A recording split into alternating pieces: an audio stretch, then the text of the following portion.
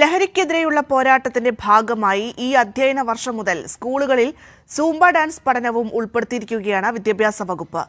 ഈ ലഹരിയും ഡാൻസും തമ്മിൽ എന്തെങ്കിലും ബന്ധമുണ്ടോ? ഡാൻസ് കളിച്ചാൽ ലഹരിയുടെ ഉപയോഗം കുറയുമെന്ന് എന്തെങ്കിലും ശാസ്ത്രീയ പഠനങ്ങൾ നിലവിലുണ്ടോ? ഡ്രഗ്സും ഡാൻസും തമ്മിൽ ശരിക്കുമുള്ള ബന്ധം എന്താണ്? ഇതിനെക്കുറിച്ചുള്ള ശാസ്ത്രീയ പഠനങ്ങളും അക്കാഡമിക് സ്റ്റഡീസും ഈ വിഷയത്തിൽ എന്താണ് പറയുന്നതെന്ന് നമുക്കൊന്ന് നോക്കാം. പബ്മെഡിലുള്ള സയന്റിഫിക് സ്റ്റഡീസിൽ ഇപ്രകാരമാണ് കാണുന്നത്. Dance music preference is positively related to the use of cannabis, MDMA and cocaine. More specifically, respondents who reported liking dance music have significantly higher odds of using cannabis, MDMA and cocaine more often than those that reported not liking dance music.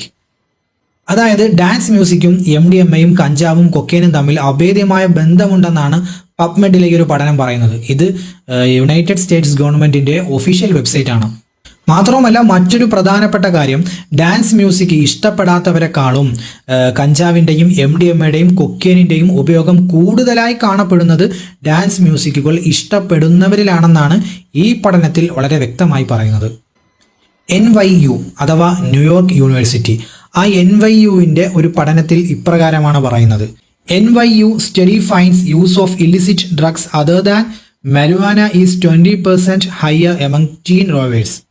നമ്മുടെ New York യൂണിവേഴ്സിറ്റിയുടെ പഠനത്തിൽ വളരെ വ്യക്തമായി പറയുന്നുണ്ട്, marijuana അല്ലാത്ത മറ്റു ഡ്രഗ്സിന്റെ ഉപയോഗം tin റോവേഴ്സിന്റെ ഇടയിൽ 20% കൂടുതലാണ്. ഈ റോവേഴ്സ് എന്ന് പറഞ്ഞു കഴിഞ്ഞാൽ റേവ്സിൽ പങ്കെടുക്കുന്നവർക്കാണ് റേവേഴ്സ് എന്ന് പറയുന്നത്. റേവ്സ് എന്ന് പറഞ്ഞു കഴിഞ്ഞാൽ ഹൈലി എനർജറ്റിക് ആയിട്ടുള്ള ഡാൻസ് പാർട്ടീസ്, അല്ലെങ്കിൽ ഇലക്ട്രോണിക് ഡാൻസ് മ്യൂസിക്, അല്ലെങ്കിൽ DJ പാർട്ടീസ്, ഇതിനൊക്കെയാണ് റേവ്സ് എന്ന് പറയുന്നത്. ഈ റേവ്സിൽ അറ്റൻഡ് ചെയ്യുന്നവർക്കാണ് റേവേഴ്സ് എന്ന് പറയുന്നത്.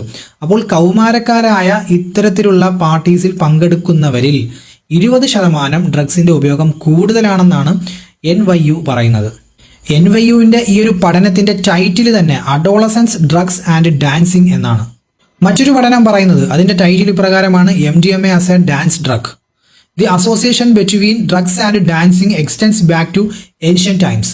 പുരാതന കാലം മുതലേ ഡ്രഗ്സും ഡാൻസും തമ്മിൽ ബന്ധമുണ്ടെന്നാണ് നമ്മുടെ ഈ ഒരു പഠനം പറയുന്നത്.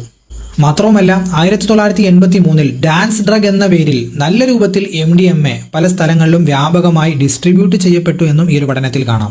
1985 ഈ ഡാൻസ് ഡ്രഗ് എന്ന ലേബലിൽ യൂറോപ്പിൽ ഉൾപ്പെടെ പല സ്ഥലങ്ങളിലേക്കും ഈ MDMA ഡിസ്ട്രിബ്യൂട്ട് ചെയ്യപ്പെട്ടു, വ്യാപിക്കപ്പെട്ടു എന്നും നമുക്ക് ഈ ഒരു പഠനത്തിൽ കാണാൻ കഴിയും. സയൻസിന്റെയും സയന്റിഫിക് ടെമ്പറിന്റെയും അവസാന വാക്കായ കേരളത്തിലെ നാസ്തികർക്ക് എന്താണ് ഈ വിഷയത്തിൽ പറയാനുള്ളതെന്ന് നമുക്കൊന്ന് നോക്കാം. സൈക്കോമോട്ടർ റെസ്പോൺസ്, ഒരു കാര്യമില്ല